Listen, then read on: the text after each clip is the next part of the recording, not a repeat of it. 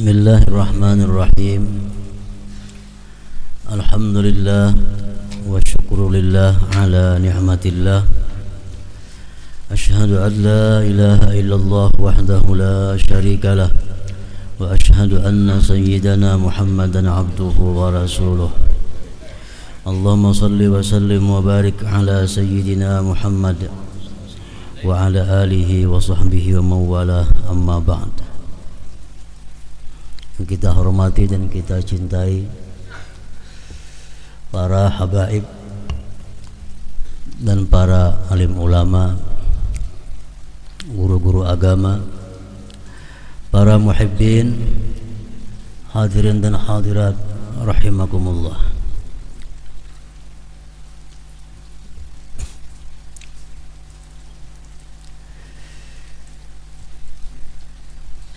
Pertama-tama puji syukur selalu kita haturkan kehadirat Allah Subhanahu wa ta'ala atas anugerah yang selalu melimpah kepada kita semua, dan juga tidak lupa salawat salam selalu kita haturkan kepada junjungan kita Nabi besar Muhammad sallallahu alaihi wasallam dan kepada seluruh keluarga, para sahabat, zuriat dan pengikut beliau ila yaumil qiyamah. Para muhibbin rahimakumullah, As-suratul hadiyata asyar min suwaril Quran, surat Hud,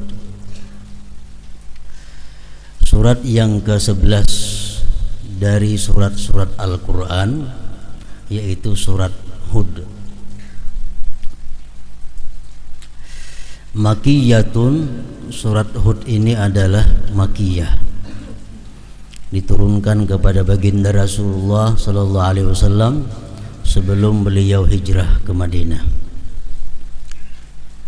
Wa ayatuha salasun wa ishrun wa mi'ah, ayat-ayatnya 123 ayat. Nah, para muhibbin rahimakumullah, ayat yang surat yang ke-11 ini dinamai dengan surat Hud karena pada surat yang ke-11 ini ada bercerita Allah Subhanahu wa ta'ala mengisahkan kepada kita tentang dakwahnya Nabi Hud alaihi salam. Tersebut di dalam ayat 50 yang berbunyi wa ila 'adin akhahum huda qala ya qaumi ibudullaha ma lakum min ilahin ghairuh in antum illa muftarun.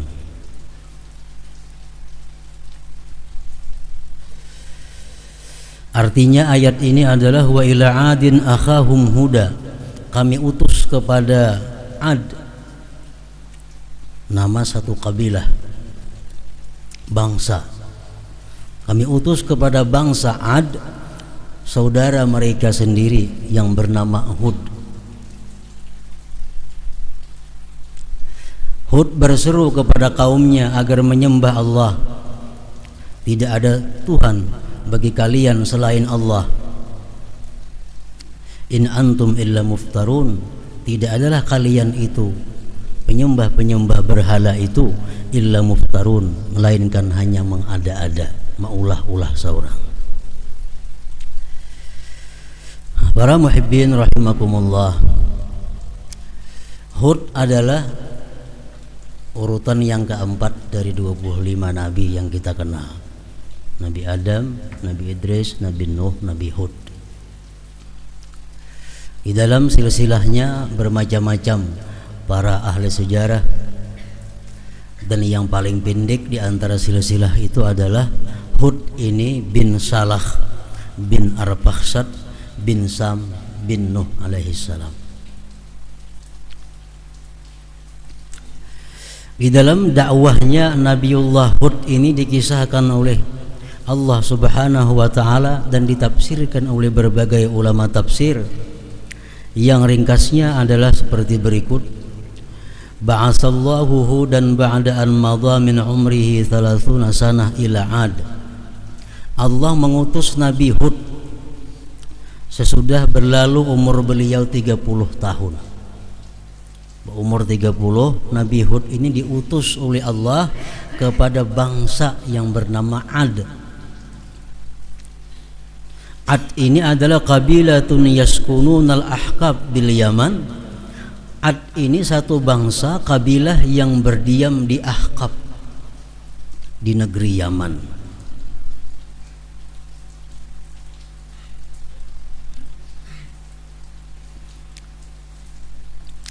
Fayamuruhum ay ya'budullaha ta'ala wa yuwahhiduh. Nabi Hud ini menyuruh bangsa Ad tadi agar menyembah Allah dan mengesahkan Allah. Wala ya'budu ma'allahi ilahan akhar, dan bahwa tidak menyembah selain Allah Tuhan yang lain. Wa yakuffu an zulmi ba'dihim ba'da, dan agar mereka menghentikan dari kezaliman di antara mereka. Itu dakwahnya Nabiullah Hud ini. Fa'abau dzalik, mereka enggan yang demikian itu. Kaum Ad ini adalah kaum penyembah berhala yang pertama di dunia sesudah penduduk bumi dihabiskan oleh banjirnya Nabi Nuh alaihissalam. Diutus Nabi Hud agar mereka berhenti menyembah berhala. Fa'abau dzalik, mereka tidak mau. Wa kadzdzabuh, dan mereka mendustakan Nabi Hud. Wa qalu, dan mereka berkata, man asyaddu minna quwwah, siapa yang paling kuat daripada kami? Ujar bangsa Ad ini, siapa yang paling kuat selain daripada kami? Hum a'zamun nas wa atwaluhum wa aqwahum. Ini bangsa Ad ini adalah manusia yang paling besar dalam sejarah perkembangan badan manusia. Mereka orang yang paling besar, orang yang paling tinggi tubuhnya dan paling kuat tenaganya. Bangsa Ad ini. Ra'suhum kal qubbatil azimah. Kepala mereka macam kubah yang besar.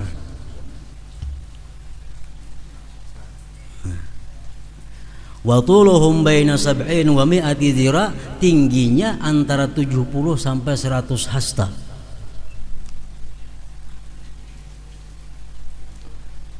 Ini raksasa, kepala kayak kubah, awak 50 meter tingginya. Jadi mereka menentang Nabi Hud, siapa yang paling kuat daripada kami?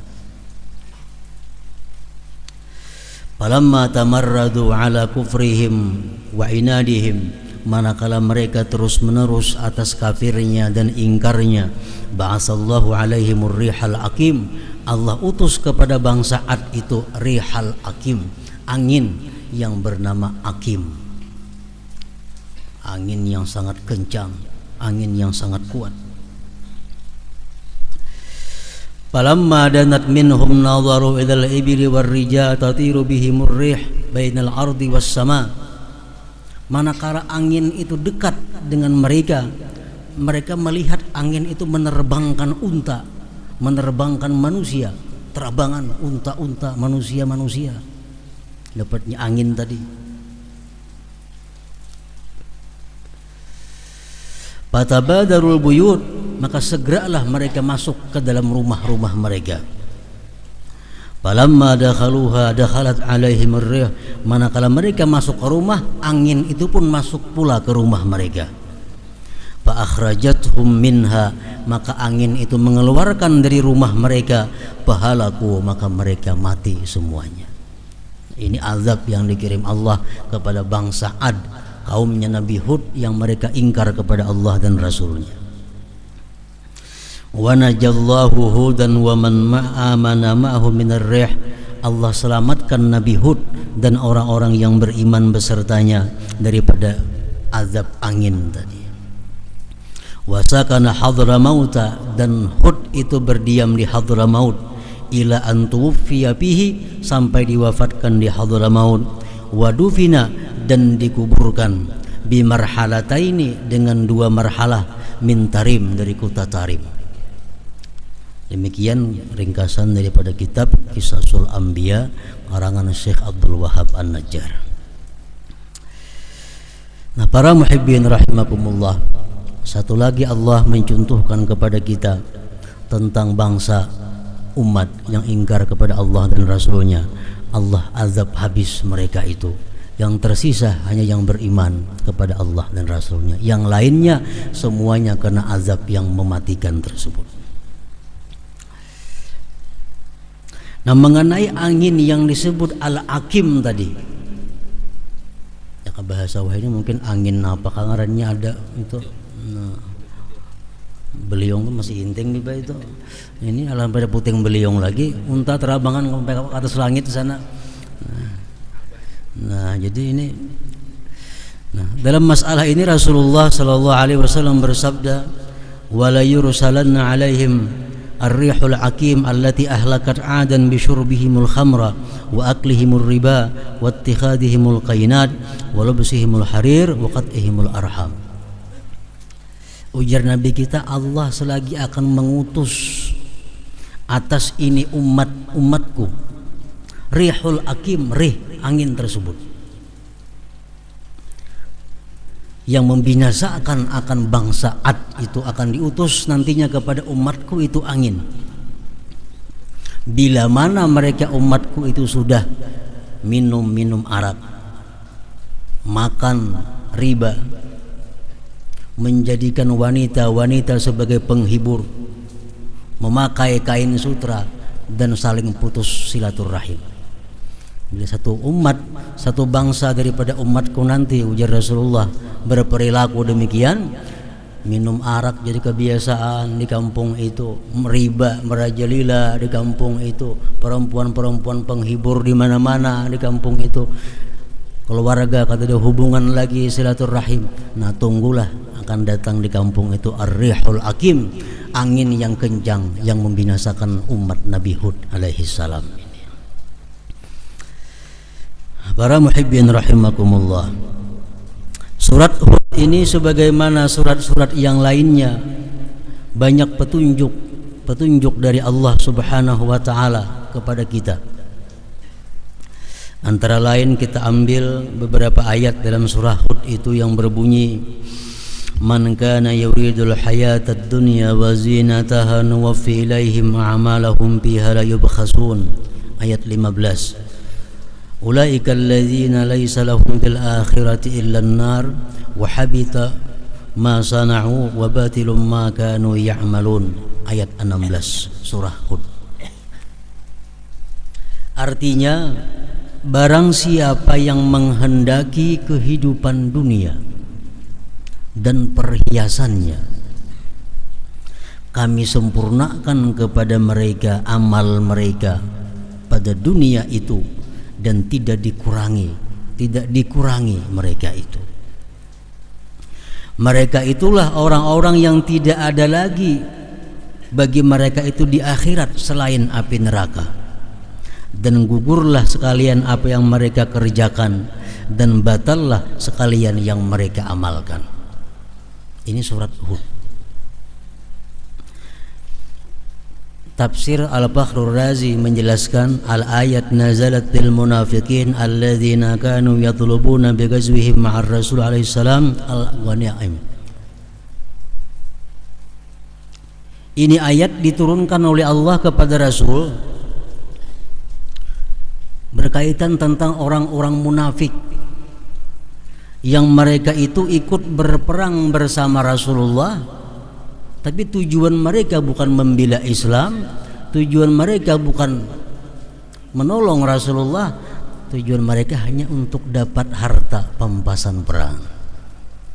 Jadi orang-orang munafik di Madinah, Rasulullah berperang, umpat juga berperang. Tapi tujuannya apa? Supaya kayaknya dapat harta pampasan perang. Nah, jadi Allah menjelaskan bahwa perilaku yang demikian itu akan Allah terima, dan Allah bayar tunai dalam dunia apa yang mereka kehendaki. Tapi di akhirat nanti tidak ada balasan bagi mereka selain api neraka. Nah, artinya dalam dunia sudah mereka ambil, Jadi mereka berperang bersama Rasulullah, dapat harta pampasan perang, mereka dibagi, mereka menikmati, habis sudah bagiannya sampai dunia. Di akhirat kada ada lagi bagian selain api neraka. Karena tujuan mereka berperang untuk mendapatkan harta ghanimah itu. Wa qala al-Qurtubi, dalam tafsir Qurtubi disebutkan hadhil ayat li ahli riya. Ini ayat adalah untuk orang-orang yang riya. Orang-orang yang beramal ibadah bukan karena Allah.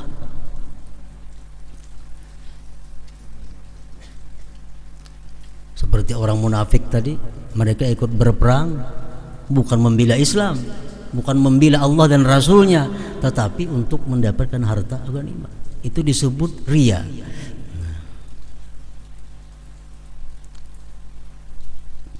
Nah, para muhibbin rahimakumullah, riya ini adalah satu penyakit tiap-tiap manusia yang bisa datang menyerang kepada siapa saja, baik kepada orang awam maupun kepada para ulama, kepada para qurra, kepada para ahli ibadah. Semua bisa dimasuki oleh sifat yang bernama riya ini. Dan dalam hukum Islam, riya tersebut digolongkan oleh para ulama minal kabair, termasuk dosa yang besar. Nah, jadi oleh karena itu merupakan satu kewajiban, satu fardu ain, kita belajar mengetahui, mengobati tentang penyakit yang namanya riya itu. Allah sudah mengancam dalam ayat tadi, dalam neraka tidak, di akhirat nanti tidak ada balasan selain daripada api neraka. Rasulullah sallallahu alaihi wasallam bersabda, "Iyyakum wasyirkal asghar." Qalu ya Rasulullah, wa masyirkul asghar? Qala riya. Aku takuti kalian, kata Rasulullah, terhadap syirik yang kecil. Sahabat bertanya, apa wahai Rasulullah syirik yang kecil itu? Rasul menjawab, ar-riya. Disebut dalam syirik, tapi syirik yang kecil. Yaqulullahu ta'ala yawma yujazil ibada bi'amalihim idhabu ila alladhina kuntum tura'una bi'amalikum fid dunya fanzuru hal tajiduna indahumul jaza. Rawahu Ahmad. Allah berfirman nanti pada hari kiamat, siapa-siapa yang riya, ambil balasan kalian kepada orang yang kalian riyai itu. Apakah ada balasan untuk kamu di sisi mereka itu?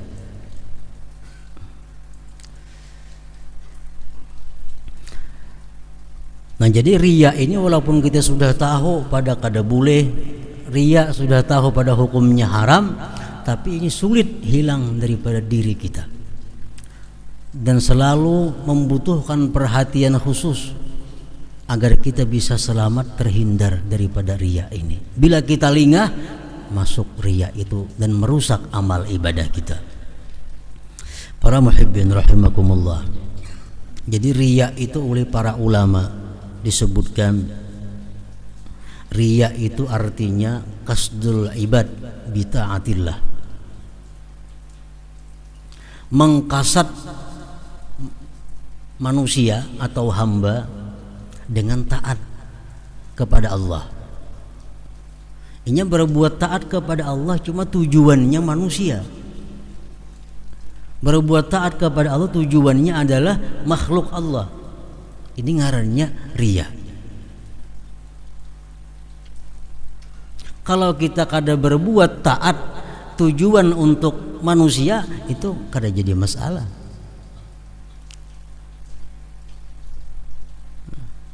Tapi kalau kita berbuat taat tujuannya untuk manusia, nah ini ngarannya adalah riya. Kabirah minal kabair, dosa besar. Qasdul ibad bi ta'atillah, beribadah tujuan hamba Allah. Nah, jadi riya itu ujar Imam Ghazali mengatakan ada beberapa rukun, ada 4 rukun. Itu ngarannya riya. Pertama, murai. Murai ini orang yang ria, abid, orang yang beribadah. Itu pertama. Yang kedua, mura'a, orang yang diriai manusia atau makhluk Allah. Yang ketiga, al-mura'a bihi, yang diriakan. Nang diriakan apa? Taat kepada Allah. Yang keempat, al-mura'a li ajlih, riya itu tujuannya untuk apa? Al-mura'a li ajlih. Nah, terkumpul nang empat itu hanya ada riya.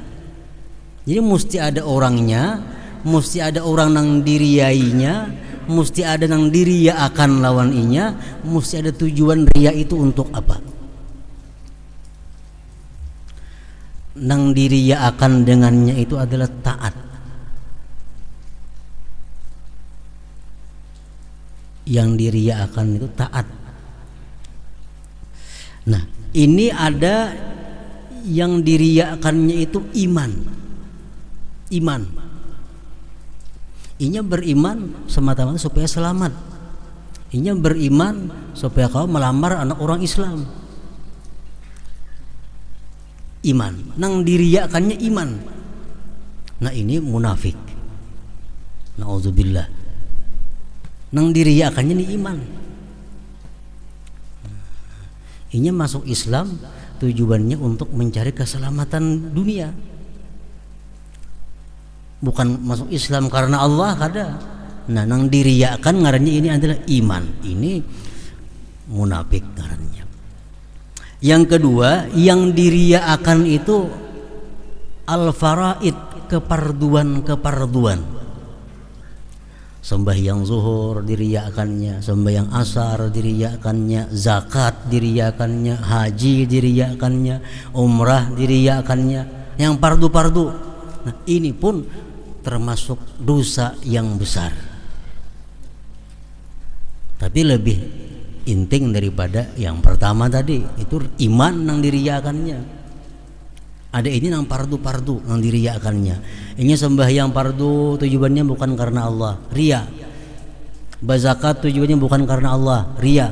Nah, ini nomor 2. Yang ketiga, yang diriakannya itu adalah yang sunat-sunat.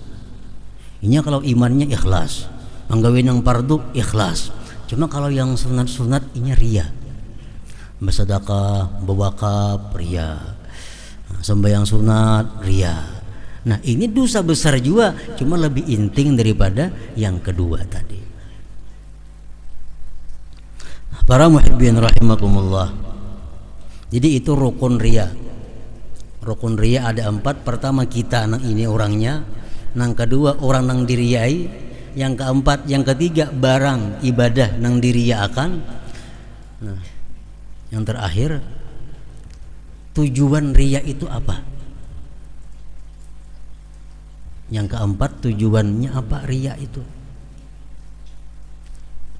Ada nang tujuannya yang diharamkan. Nah, ini berbuat satu ibadah, tujuannya adalah manusia untuk dia bisa berbuat yang haram. Ini paling besar dosanya ria. Misal orang ini hendak mencuntan, hendak menipu, lalu pura-pura sembahyang di masjid supaya orang kalian percaya lawaninya. Bila orang kena percaya kau menipu. Nah, ini yang tujuannya adalah yang haram.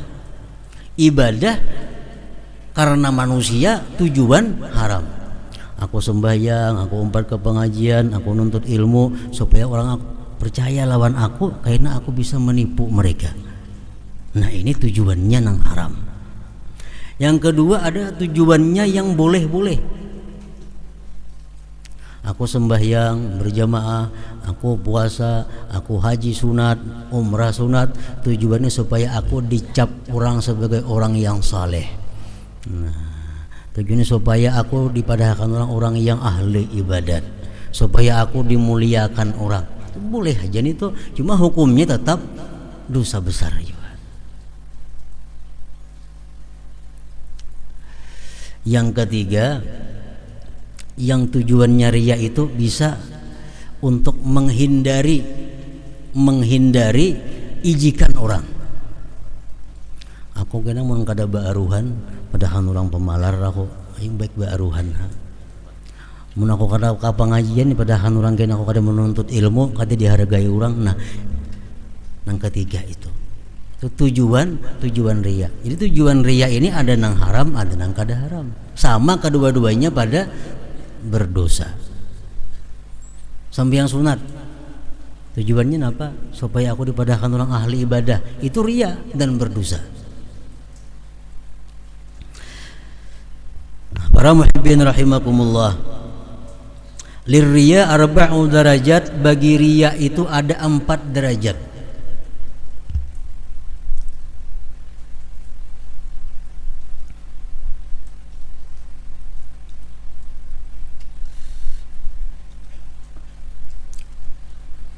Yang pertama, la yuridullaha asla. Dia tidak menghendaki Allah sama sekali. Ini derajat riya. Inya sambahyang tagal di rumah mintuha benar. Jakanya kadang ada sembahyang. Ada sembahyang. Nah, ini ngarannya kadang menghendaki Allah sedikit jua pun kada ada. Mutlak murni inya itu beribadah semata-mata karena manusia. Allahnya kada ada sedikit-dikit. Nah,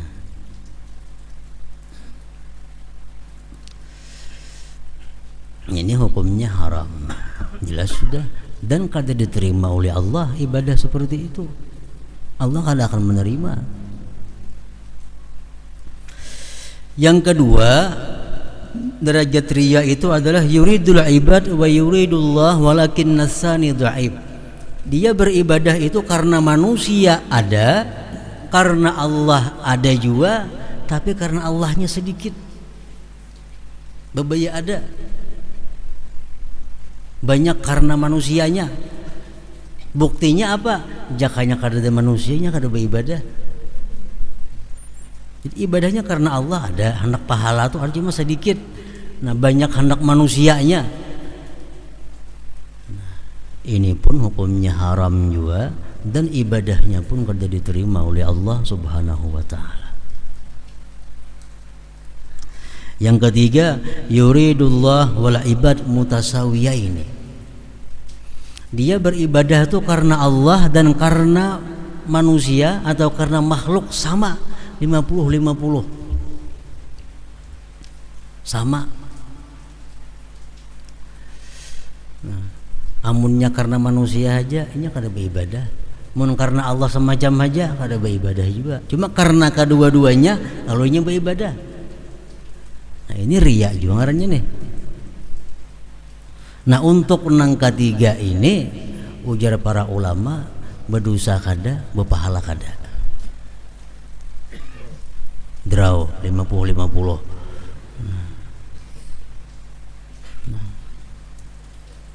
Nah, nang ketiga, nang keempat,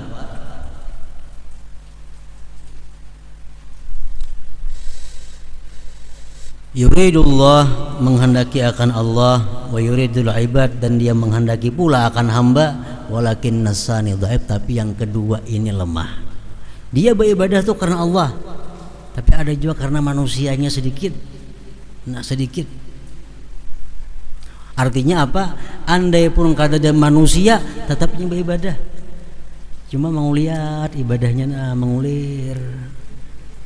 Cak ada orang tuh rajin, pina rajin. Tapi andai kata kada ada orang tetap beribadah walaupun dengan berat. Nah, ini ngarannya karena Allahnya ada, manusianya ada, cuma manusianya sedikit. Nah, nang ini diharapkan dapat pahala dan menghapus akan dosa nang sedikit itu. Nah, para muhibbin rahimakumullah, jadi kita mengetahui bahwa rukun riya itu 4 tadi. Derajat riya ada 4 jua. Nah, jadi kita kalau mengetahui riya kita nang ada pada diri kita masing-masing ini. Imam Ghazali mengatakan mengobati diri daripada riya itu adalah fardu ain. Fardu ain. Tiap-tiap orang wajib mengobati dirinya daripada penyakit riya. Nah, kayak apa cara mengobatinya? Pertama, Ujisidin, ilmu, pengetahuan bahwa riya itu bahayanya berat, hukumannya neraka, ibadah kada diterima. Mun aku nih bersedekah salawi ribu ini supaya dipadahkan orang aku ini penyedekah pada berpahala aku, maka disiksa pulang di akhirat. Nah, hakunlah ilmu ku sedekahkan duit salawi ribu, siksa di akhirat dapat, pahalanya kadada. Kalau aku bersedekah ini tidak karena Allah. Jadi ilmu seperti itu. Mengapa kita kena sembahyang? Riya timbul dalam hati kita, mun aku riya di akhirat disiksa, amal kada ada gunanya, amal kada ada pahalanya. Itu obatnya yang pertama. Yang kedua, obatnya adalah ikhfaul ibadat, menyembunyikan ibadat. Jadi ibadat-ibadat yang telah kita kerjakan kada usah dikisah-kisahkan, kada usah dikisah-kisahkan kepada orang, disembunyikan ibadah. Ini membantu kita untuk menghilangkan riya itu. Nah, sebagaimana kita haram bersifat dengan riya, wajib kita bersifat dengan ikhlas. Ikhlas yang paling tinggi kedudukannya adalah kita beribadah kepada Allah semata-mata karena Allah, titik. Itu paling tinggi. Malam ini aku nak sembahyang tahajud semata-mata karena menjunjung perintah Allah Ta'ala, yang lain tidak ada. Nah, itu ikhlas. Malam ini aku hendak membaca Al-Quran 1 juz karena Allah menyuruh membaca Quran. Malam ini aku baca, tidak ada tujuan lain selain daripada karena Allah. Ikhlas orangnya. Nah, ikhlas yang nomor 2, beribadat meunting surganya Allah, meunting surga. Aku malam ini beribadah supaya mati masuk surga. Aku membaca ini supaya masuk surga. Nah, apa aja masuk surga untingannya. Ikhlas juga ini sudah. Tapi urutannya nomor 2. Yang ketiga, ibadah karena takut neraka. Nah, aku mengkada sembahyang ke neraka mati kedua ini aku baik sembahyang. Nah, samuan ya takutan neraka. Takutan neraka. Jadi beribadahnya dasarnya takutan daripada neraka, itu masuk ikhlas juga ngarannya, walaupun nomor 3 daripada derajat ikhlas. Ini kan sudah untung. Nah, jadi para muhibbin rahimakumullah, sifat riya kada bisa kita lingah. Kada bisa kita lingah datang kepada kita. Setiap kita beribadah ada untingan-untingan dunia yang mengiringi ibadah itu. Oleh karena itu kita selalu waspada, selalu hati-hati sebelum melakukan ibadah itu, agar ibadah kita bersih daripada riya dan bersifat dengan ikhlas karena Allah Subhanahu wa taala. Amin ya rabbal alamin. Ila hadratin Nabil Mustafa sallallahu alaihi wasallam. Al-Fatihah.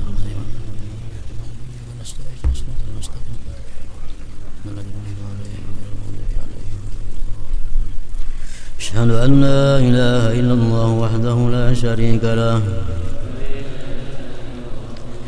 أشهد أن سيدنا محمدا عبده ورسوله